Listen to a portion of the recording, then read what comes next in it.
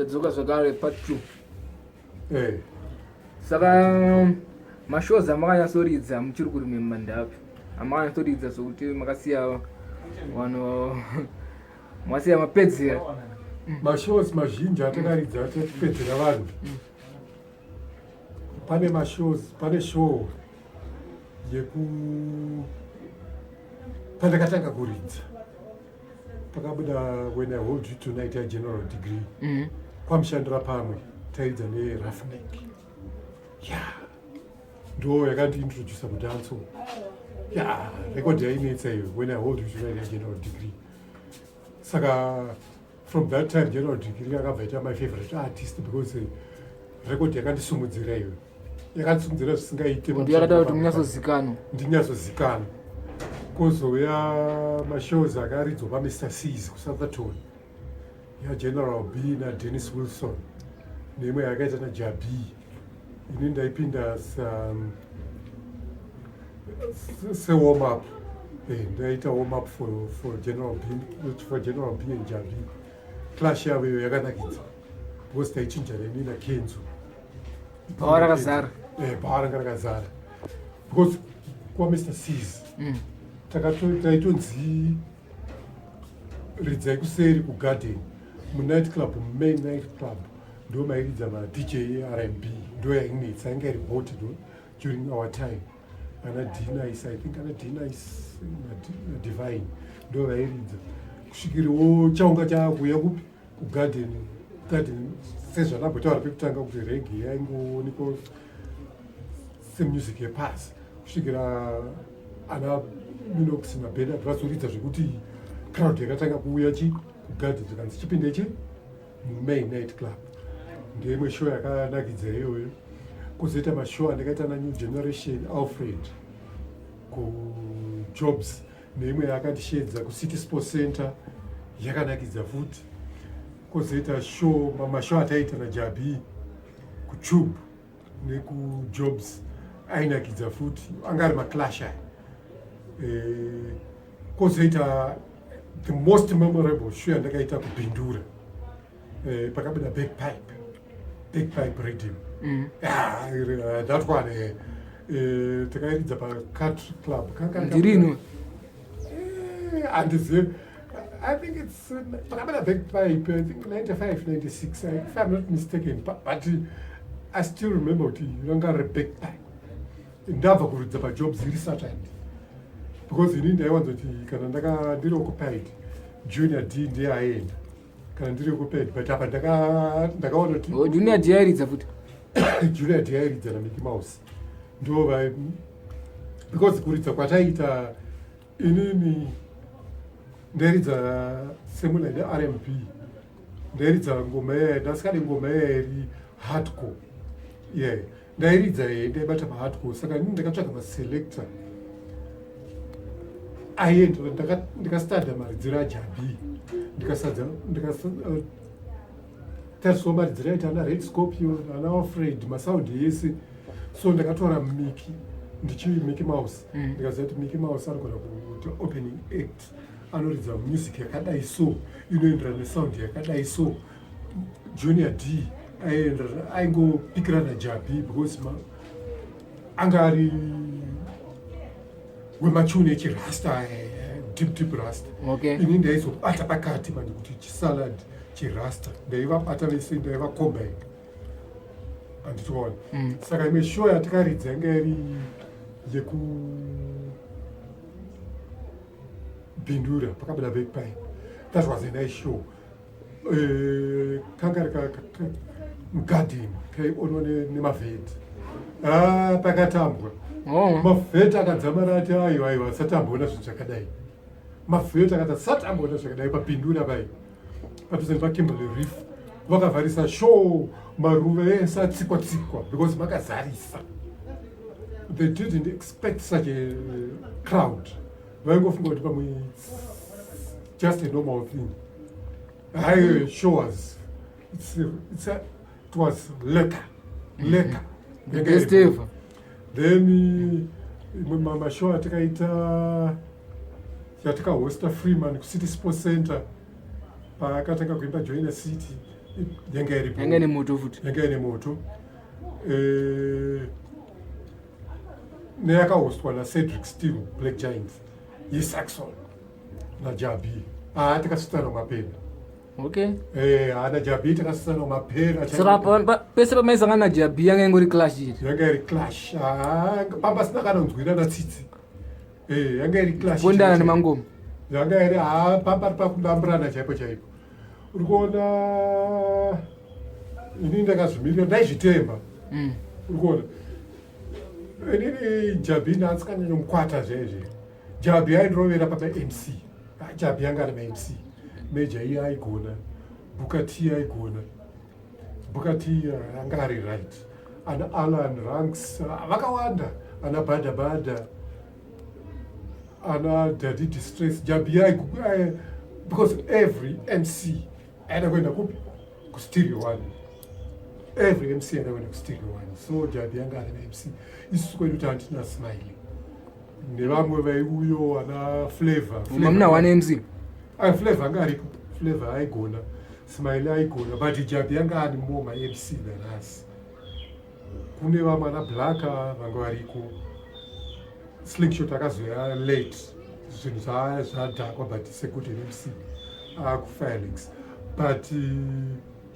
naJudge Tina was kamwe salad kaJudge Tina ndozvandaikadira kanodiwa nemabhebhi arova fashion yakusunga mabhebhi anobva anakira Judge Tina then imwe show yatakaita iyo yaJabi yananchitaura iyo tasasitana mapena vakatozoita clash yaSmiley naMajor E but we accepted defeat takadyiwa inde vanekaenda nechimuti but mafans aidecidewo otherwise but saka pamesi tsangana nesiro vanhu maitombohwinawo here kana kuti maiponza inini I would believe so but inini I'm not there to judge because maclash edu anga asina judge crowd ndo mafans kune mafans aJabi kune mafans Silverstone saka mafans ndo aizodecide ndiyaenda nechimuti but yakazodecide way because pakataka kuti tune for tune MC versus MC stereo one yakawina alright neimwe show takaita naDigital One lazi tairidza lazi is a good selector and is a good promoter anopromota music because ndiye umwe waifamba kwese kwataenda taitoonoti lazi haatosvika takasvika kumachononyo kunana Glendale tairidza kwese kunana tsanza guru tsungubvi Glendale tsanza guru kwaNsapi tichinoridza ukuona saka music Bed Bridge takasvika ezvinezvi ndakasvika kwese right now ndakasvika Port Elizabeth Durban Cape Town Joburg Pretoria ndairidza nekuBotswana ndairidza ndaenda Botswana ndikamboridza naFreeman Jalava akuSouth Africa is kwako home ground kuSouth Africa ndogona kunoridza anytime but nenyaya yeCovid zvakabva zvadhakwa zvaifanga apa zvakadhakwa saka maizigona sei muCovid imomo muCovid makaoma ende muchiri makatooma because kana kuti organize hapana kutotsvaga chimwe chekuita kutongotsava muCovid makaoma mamusikaite malive here muCovid taita malive hauzoramba uchingoridza kauri wega unenge uchida kutoridza nevamwe kuti vamwe varidze saka pane magroups emuClash Vibes neClash Vibes dzakafoma saka ndo panoitwa mashows ndikamboridza naStar Time ndisi takatanga kuparidza opening act it was a good show imo muri kurongwa maclash plus nekuoma kwazvano zvakaita kune vakabatsira King Alfred akabatsira aipa patanga pererwa pakatanga first time Covid yakarova uchinyatsoziva kuti hapana kwauchaenda panapa Alfred akati tumiro zvaakatitumira amutenda ndakatumira inini najunior D kuti muri mafesi angu chichichi ati pagrosari nemari mabatsirikana tikabatsirikana kozoitowana Kivo Santana naSabau apo nevapo vaitibatsira asi munhu akazonyasomira manje brother yangu Minox pazvakapresa chaipo chaipo akapindira Minox kubvira gore rakapera akapindira zvekuti gore rakapera ndopa zvakatanga kunyasondiomera because zvinhu zvakasinamera mushi zvakasinamera mushi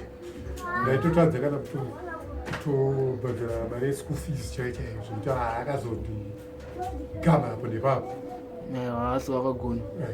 saka mai manje pakuridza muchiri netachi yamai munayo kudhare tachi ichiripo hamusati mapera tachi ichiripo ukuona chiri kuitika ndechekuti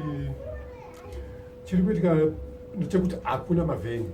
hakuna kwekuridzira ukaenda uri kusvika kune madhiji ana kuridzira mahara so I would prefer kuorganize show yangu kungoenda muhall whether mntu kushedza artist upi wandienda shedza toridza tese but mavheni acho akaenda netball complex haibhukiswe so that haichabhukiswa mamavheni acho havachandi water world dzacho dzakavhara city sports center yacho inongofa yakahwani pagore inenge ichitoda massive advertising and uchidedza vanhu mazimdance artist anokutaurirawo mari yekupenga unotauramuti uyashamanira kuridza nevako kutaura mari yekupenga iye akaridza ari hwani mari iyo haibatimbopiwa mari yakati saka zvakatidzorera kumashure but I think dance richiri kufaya because pama-internet clashes ari kuitika yakai I've discovered kuti kuEngland nekuAustralia kune masound ane moto kune masound ane moto kuti makatodedzwa kunzi uyambopedzera nevanhu masound ari ikwekoko munozvikwanisa ndozvikwanisa inini handimbotya inini handitombotya kana ndine maresources acho handitombotya isusu tatakatadza chete kuita najabi uri kuona chatakatadza chete ndechekuenda international sekunoclashona nanamaiti crown masound ainetsa ipapo ndo zvatakatadza because zvemadub culturemangogumira muzimbabwe dub culture zimbabwe dub culture kwakusina farai chete ndiyairidza madub farai ndiyairidza madub because farai munhu aenda foreign saka anozvinzwisisa Minox akazouyawo anozvinzwisisa zvemadub kuno kundakada kuridza majabi jabi yanga singakatsira madub hazvaibuda wairoherwa pasi ukada kuridza kana nared scorpion hazvaibuda ane machuni aka anofara anodiwa nevanhu vekuzimbabwe saka hazvaibuda iwo hakuna kuridza dub culture iri very tricky because pane mawall tunes nematunes ngotaura kuti Silverstone anenge achipraiza Silverstone kozoita ekuentertaina saka it's a very expensive hobby yedub culture saka kuti unofanira kuone kuti ukate madhaka but ina handimbokwata hakukwata clash chaicho handikwati kana maiti crown chaichaiyo kuri kunzi ndaona mari chaiyo ndinotoichallenge ndinotoziva madhab clash inomboita mahours makanikani vanhu vanotya clash vanotyira kure inomboita mahours makani idherese harise dherese you have to know the tunes to play on that particular night counter action hapana chinokwatisa paclash even wakanditi yauridza nanhingi ndinoridza zvakangofanira Zimdancehall kana clash handiti kune vamwe vari kuita madhab eZimdancehall ndogona tokata dhab rajala ndotosa iri ndikaikata iri kai imwe sound inobamama chete saka aiwa teshungu yekuti zvimboitika kumbosviko international international hatakusirova variko zvekuti hapa kwakungoridzo kwekungoti kune vamwe vanhu vanenge vachida kundoona vakapesana kundoona kare saka kwakungoridza but muziro kuna vapfana vapfana varidze but kana ndaakutoda ndine ndaakutoda kutoklasha ini handidi kukunyepera Clinton uri kuona munhu wandiri kunyatsoda wandikati ndingade kuklasha naye dynamic ndeyekupa ndekusudani alright ndakaona clash yake yakaita boat cruise yakandinakidza but ndakaona ndichimudonedza pasi ndiye munhu wandingade kuklasha naye chinhu chinoitika ndechekuti people underrate themselves I don't underrate myself because ndakaona style yake sometimes you have to see kuti munhu ari kuridza sei machuni akatande apa hakuna munhu anombofakaridza bhegi rese sitaitakura mabhegi matrunk emarekodzi tichienda kutanzi kuti chibhokisi muchibhokisi junior diane chibhokisi chake ndine chibhokisi changu but airira yese anga singarirezi saka teni madhabhu anouraya munhu teni madhabhu ungoziva kuti uri kuridza zvakati uri kuridza zvakaita sei zvavafana nesu some people they might say kuti machuni ekuzimbabwe haari reforeign api machuni ekuzimbabwe asingari reforeign taizviridza nabautikila nakokoti taivaridza napinchas taivaridza api ana leroy sibus tairidza api machuni asingari tairidza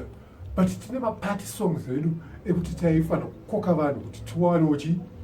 tiwane kurarama hatingapoti tichingoriidza zvinhu zvekuti vanhu vanodzamara kutarisa saka taita inini like me ndaiti sunday ndeyekufadza vanhu saturday kani ndeyekufadza vanhu sunday ndainyatsorova maconscious angu ndaigona kuita 1 hour ndichiridza maconscious pane mashuya ndakazoridza ndega the whole day changu chachiri chekungoti drink ngaiuye nekuenda kutoilet ndiri 1 kutanga na 12 kusvika mangwana na 3 am vana vachinakirwa ndiri 1 nemwe shuya ndakaita kutropicana ndina na king Robbie, judge Tina na slingshot na mad malvin ndikadambura 10 mavibes ka 10 ma-20 it was 2000 and if I'm not mistaken ma-2002 2003 ndakadambura mavibes ka 10 zvokutika vanhu visakagara pasi asati akutombozikana ndozvandiri izvozvo zvekutotika nditori nemachumi ekutoti ndikakudamburira so unonyatsonzwa kuti saka musati mapera asati ndiripo musati mapera apa patime dzedu dzinenge dzakutura asi vanenge vachida kundibata ndinowanika pafacebook ndoshandisa zita rangu chairo maoriginal name masawako chafudzika Facebook, Instagram masawako chafudzika, Twitter Fire King Jackie B Twitter, WhatsApp ndowanika 0772 plus 263 0772 613 591 plus 263 772 613 591 WhatsApp hiyo ndinobatika pese pamaplatform ese ndiripo. Message yako inosvika ndinoiona ndinokupindura, hapana munhu wandinoignore ndinopindura. Maita basi. Bo.